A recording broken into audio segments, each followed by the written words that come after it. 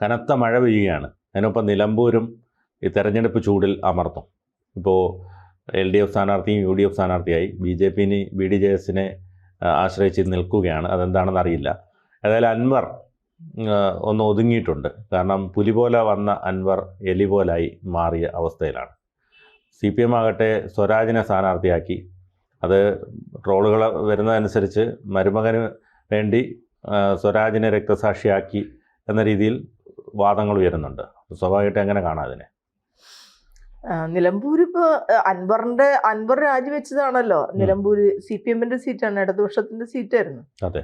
അപ്പോൾ ഒരു sitting seat പിടിച്ചെടുക്കുക എന്ന് പറയുന്നത് CPMനെ സംബന്ധിച്ചുള്ള അഭിമാനകരമായിട്ടുള്ള ഒരു വർക്ക് നടത്തേണ്ട ഒരു കാര്യമാണ്. അവരുടെ കാരണം അൻവർ പോയാലും നിലമ്പൂർ പക്ഷെ ഒരിക്കലും ഇടതുപക്ഷത്തിനോട് പരിപൂർണമായി ചാഞ്ഞു നിന്ന ഒരു സ്ഥലമൊന്നുമല്ല. അൻവർ സ്വതന്ത്രനായിട്ട് നിന്ന് മത്സരിച്ച് ജയിച്ചിട്ടുള്ള ഒരാളല്ലേ. അപ്പൊ സ്വാഭാവികമായും അൻവറിന്റെ കുറെ ബന്ധങ്ങൾ അവിടെ ഉണ്ട് എന്നുള്ളത് വസ്തുതയാണ്. അതായത് അപ്പർ കാസ്റ്റ് മുസ്ലിം വിഭാഗത്തിന്റെ ഇടയിൽ യഥാർത്ഥത്തിൽ അൻവറിന് വലിയ സ്വാധീനം തന്നെ ഉണ്ട്. പക്ഷെ ഇവിടെ സ്വരാജിനെ പോലൊരാളെ കൊണ്ടു നിർത്തുകയും അത് ഒരു അരിവാൾ ചുറ്റിക നക്ഷത്രം അടയാളത്തിൽ നിർത്തുകയും ചെയ്യുമ്പോൾ അതിൻ്റെ വിജയത്തെക്കുറിച്ച് എത്രമാത്രം CPM ആലോചിച്ചു എന്ന് ഒന്നുകൂടി നമുക്ക് നോക്കേണ്ട കാര്യമാണ്. കാരണം സ്വരാജ് നല്ല സ്ഥാനാർത്ഥിയാണ്, കോമ്പറ്റീറ്റീവ് ആയിട്ടുള്ളൊരു സ്ഥാനാർത്ഥിയാണ്. ഷൗക്കത്തുമായി ആ നിലയിൽ കോമ്പീറ്റ് ചെയ്യാവുന്ന നല്ലൊരു സ്ഥാനാർത്ഥിയാണ്. മാത്രമല്ല രാഹുൽ മാങ്കൂട്ടത്തിൻ്റെ ഒരു വെല്ലുവിളി ഉണ്ടായിരുന്നു, സ്ഥാനാർത്ഥികളെ തപ്പി എന്തിനാ നടക്കണത് എന്നുള്ള രീതിയിൽ. അപ്പോൾ ആ വെല്ലുവിളി ഏറ്റെടുത്തു എന്നൊക്കെയുള്ള രീതിയിൽ ഈ രണ്ട് ഗുണ്ടാ സംഘങ്ങൾ തമ്മിലുള്ള വെല്ലുവിളിയായിട്ട് ഇതിനെ കാണുക എന്ന് പറയുന്നത് അത്ര ഗുണകരമായിട്ടുള്ളൊരു കാര്യമല്ല ഇടതുപക്ഷത്തിന്. പക്ഷെ ഒരു പ്രധാനപ്പെട്ട കാര്യമുള്ളത് സ്വരാജിൻ്റെ നാടാണ്. ആ നിലയിലൊരു ബന്ധവും സൗഹൃദവും അദ്ദേഹം ചെറുപ്പം മുതൽ രാഷ്ട്രീയ പ്രവർത്തനം നടത്തിയ ഒരു സ്ഥലം എന്ന നിലയിലുള്ള ബന്ധവും സ്വരാജിന് അവിടെ ഉണ്ടാവും. LDFന് നല്ല സ്ഥാനാർത്ഥിയാണ്. UDFന്റെ സ്ഥാനാർത്ഥി മോശം സ്ഥാനാർത്ഥിയാണെന്ന് നമുക്ക് പറയാൻ കഴിയില്ല. ജനങ്ങളുടെ ഇടയിൽ ഏത് ആളുകളോടും നല്ല രീതിയിൽ പെരുമാറുന്ന ഒരാൾ തന്നെയാണ് ആര്യാടൻ ഷൗക്കത്ത്.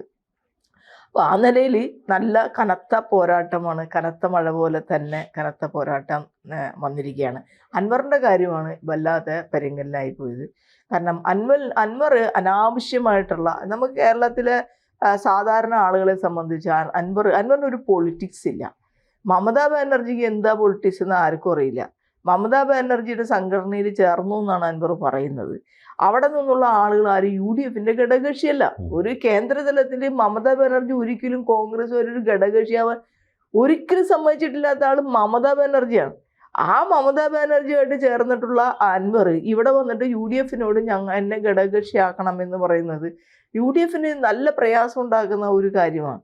മാത്രമല്ല കയറുമ്പോൾ തന്നെ അൻവറിൻ്റെതായിട്ടുള്ള കാര്യങ്ങൾ, അൻവർ ആണ് പ്രതിപക്ഷ നേതാവ് എന്ന നിലയിലാണ് അൻവർ സംസാരിച്ചുകൊണ്ടിരിക്കുന്നത്. അതൊരു ഒട്ടും തന്നെ ഒരു സംസ്കാരമില്ലാത്ത രീതിയിലുള്ള, അതായത് ഒരു UDFലേക്ക് പോകണം, UDF അല്ലാതെ അൻവറിന് വേറെ രക്ഷയുമില്ല. ഒരു അധികാരത്തിലേക്ക് പോകുന്ന ഒരു സംവിധാനമാണെങ്കിൽ ഒരു സ്വതന്ത്രനായിട്ടൊക്കെ നിന്ന് പഴയ പോലെ ജയിക്കുമെന്ന് അൻവറിന് കരുതാനും വയ്യ.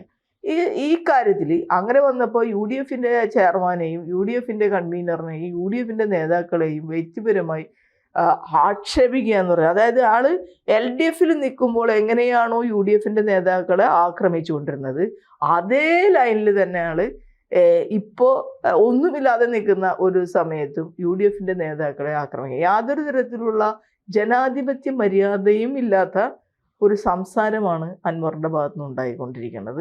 അത് അൻവറിന് ശരിക്കും കുളം തോണ്ടുന്ന അവസ്ഥ, സ്വയം കുഴിയിൽ വീഴുന്ന ഒരവസ്ഥയാണ് അൻവറിന് ഉണ്ടാക്കുന്നത്. UDFന്റെ തീരുമാനം കാരണം അവരെ സംബന്ധിച്ചൊരു മികച്ച സ്ഥാനാർത്ഥിയെ കണ്ടത്. മാത്രമല്ല ആര്യാടൻ എന്ന് പറയുന്നത് അവരുടെ ആചാര്യം പോലെ നിന്നിരുന്ന ഒരാളല്ലേ. അപ്പൊ അതുകൊണ്ട് തന്നെ ഷൗക്കത്തിന് ആ ഒരു സ്ഥാനാർത്ഥിത്വം ഡിസർവിങ് ആണ്. അതിനെ മനസ്സിലാക്കി UDFലേക്ക് എങ്ങനെയെങ്കിലും കയറി പറ്റുന്നതിന് ശ്രമിക്കുക. ഒരടി പുറകോട്ട് രണ്ടടി മുന്നോട്ടെന്ന് കയറി പറ്റിയാലല്ലേ ചെയ്യാമല്ലോ. ഇതിൽ ഭയങ്കരമായ സാങ്കേതികമായിട്ടുള്ള ഒരു പ്രശ്നമുണ്ട്. UDFനെ സംബന്ധിച്ച് എല്ലാവർക്കും, വരുന്ന എല്ലാ ഘടകകക്ഷികൾക്കും ചെറുതും വലുതും, ഇപ്പോൾ നമ്മുടെ ദേവരാജന്റെ പാർട്ടി ഉണ്ടല്ലോ, ഫോർവേഡ് ബ്ലോക്ക്, ഫോർവേഡ് ബ്ലോക്ക്, അതിനെ പോലെ UDF എടുക്കാൻ ഒരു മടിയും UDF ഉണ്ടായിട്ടില്ല. ദേവരാജൻ ഇതുവരെ UDF, കാരണം അയാൾ LDF നിൽക്കുന്ന ഒരാളാണ്. ഓൾ ഇന്ത്യ ലെവലിൽ ഫോർവേഡ് ബ്ലോക്ക് LDF ഭാഗമാണ്. LPF എന്നുള്ള രീതിയിൽ അവർ നിൽക്കുന്ന ആൾക്കാരാണ്. ഇപ്പോഴും അങ്ങനെ തന്നെയാണ്. പക്ഷെ ഇവിടെ LDF അവരെ അക്കോമഡേറ്റ് ചെയ്യാത്തത് കൊണ്ടാണ് അവർ UDF സഹകരിക്കുന്നത്. അവിടെ ഇപ്പൊ RMP ഒരു ഘടകകക്ഷി അല്ലെങ്കിൽ പോലും അവർക്ക് വലിയ അക്കോമഡേഷൻ UDF കൊടുക്കുന്നുണ്ട്. പക്ഷെ ഒരു RSP ഇപ്പൊ ശരിക്കും പറഞ്ഞു കഴിഞ്ഞാൽ ലോക്സഭയില് സീറ്റ് മാത്രമേ ഉള്ളൂ. നിയമസഭയിൽ കൊടുത്ത എല്ലാ സീറ്റിലും പരാജയപ്പെട്ടു എന്ന് പറയുന്നത് ആരുടെയും ഈ UDF പ്രശ്നമല്ലല്ലോ. അത് സ്ഥാനാർത്ഥികള് പല സാഹചര്യങ്ങളൊക്കെയാണ്. പക്ഷെ തമ്മിലുള്ള ആളുകൾക്ക് ആവശ്യമായിട്ടുള്ള ഒരു അക്കോമഡേഷൻ കൊടുക്കുക എന്ന് പറയുന്നത് UDF ചെയ്തു വരുന്ന ഒരു കാര്യമാണ്. അപ്പൊ ഒരു എങ്ങനെയെങ്കിലും അതിൻ്റെ ഉള്ളിലേക്ക് കടന്നു പറ്റുന്നതിന് പകരം ചെല്ലുന്നതിന് മുൻപ് തന്നെ രാജാവ് എന്ന നിലയിലുള്ള, അത് മാത്രമല്ല ഈ ഇവര് തൃണമൂൽ എന്ന് പറഞ്ഞ ദേശീയ പാർട്ടി കൂടിയാണ്. അതുകൊണ്ട് തന്നെ അത് UDF അക്കോമഡേറ്റ് ചെയ്യുന്നതിന് ചില മാനദണ്ഡങ്ങളുണ്ട്. ഒരു അസോസിയേറ്റ് ചെയ്യാൻ മാത്രമേ കഴിയുകയുള്ളൂ. കാരണം അവർക്ക് ദേശീയ തലത്തിൽ കോൺഗ്രസുമായി ഐക്യമില്ല. ദേശീയ തലത്തിൽ കോൺഗ്രസിന് ഐക്യപ്പെട്ട മമതാ ബാനർജി തയ്യാറുമില്ലല്ലോ. മമതാ ബാനർജി ആരുമായിട്ട് ഐക്യപ്പെടാൻ തയ്യാറല്ല. ആരുമായിട്ട് ഐക്യപ്പെടാത്ത മമതാ ബാനർജിയുടെ പാർട്ടിയുടെ ഒരാളാണ് അൻവറും യഥാർത്ഥത്തിൽ ആരുമായിട്ട് ഐക്യപ്പെടാൻ തയ്യാറല്ല. ആ ഒരു മനസ്സിൽ വന്നിട്ട് യാതൊരു തരത്തിലുള്ള രാഷ്ട്രീയവുമില്ല, യാതൊരു തരത്തിലുള്ള സംഘടനാ സ്ട്രക്ചറുമില്ല, അടിത്തറയും ഇല്ലാത്ത ഒരാൾ കയറിയിട്ട് UDF ചെയർമാൻ ഇപ്പൊ VD സതീശനെതിരെ അൻവർ പറഞ്ഞുകൊണ്ടിരിക്കുന്ന, സതീശൻ ഇനി എന്ത് പറഞ്ഞൊന്നും ആയിക്കോട്ടെ, സതീശനെതിരായിട്ട് അൻവർ പറഞ്ഞുകൊണ്ടിരിക്കുന്ന കാര്യങ്ങളിൽ അങ്ങനെ ചെയ്യാൻ പാടില്ല. കാരണം നമ്മളുടെ സിസ്റ്റത്തിലേക്ക് പോകുമ്പോൾ അതിൻ്റെ ഹെഡായിട്ട് നിൽക്കുന്ന ഒരാളെയാണ് ആദ്യം വെട്ടണത്. പിന്നെ എങ്ങനെയാണ് അൻവറിന് അതിലേക്ക് കയറാൻ പറ്റുന്നത്? പിന്നെ തെരഞ്ഞെടുപ്പ് ആകുമ്പോൾ UDF കുറച്ചുകൂടി, പിന്നെ VD സതീശന്റെ ഒരു തെരഞ്ഞെടുപ്പ് ടാക്ടിക്സ് അയാളുടെ മണ്ഡലത്തിലും അയാൾ അദ്ദേഹം ചെന്നു നിൽക്കുന്ന മണ്ഡലങ്ങളിലും വളരെ നല്ല രീതിയിൽ വിജയിപ്പിച്ചിട്ടുള്ള ഒരാളാണ്. കാരണം ആൾക്കൊരു കേഡർ ഒരു ലൈൻ തെരഞ്ഞെടുപ്പുമായി ബന്ധപ്പെട്ടുകൊണ്ട് അറിയാം. അതയാൾ വിജയിപ്പിച്ചിട്ടുണ്ട്. കാരണം ഇത്രയധികം നാളായിട്ട് ആ പറവൂർ മണ്ഡലത്തിൽ അയാൾ വിജയിച്ചുകൊണ്ടിരിക്കല്ലേ.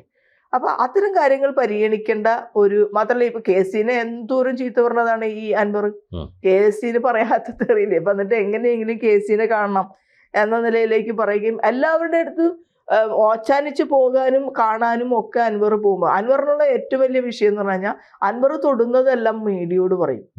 അതായത് അത് അന്ന് CPM നിന്നും LDF നിന്നും പുറത്തു പോന്നപ്പോ മീഡിയ ആൾക്ക് കൊടുത്ത് ഭയങ്കര ഹൈപ്പ് ഉണ്ടായിരുന്നു.